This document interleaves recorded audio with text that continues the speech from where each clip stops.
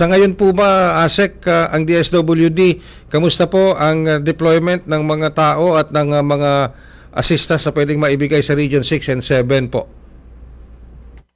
Yes, tama sa ang Department of Social Welfare and Development ay of course puno abala no na nakikipag-coordinate sa mga local government units, particularly doon sa mga areas na naapektuhan nga ng pagputok ng Mount Canlaon.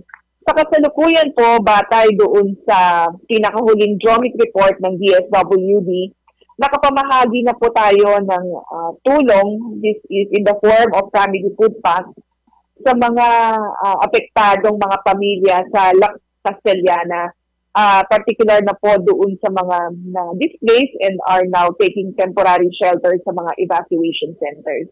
But aside from Castellana, we are also monitoring ito rin pong mga naapektuhan in parts of Region 6, particularly Bago City, La Carlota City, Moises Padilla, and Pontevedra in Negros Occidental, and at the same time, Canlaon City sa Negros Oriental naman po, because we've also monitored affected families in those areas.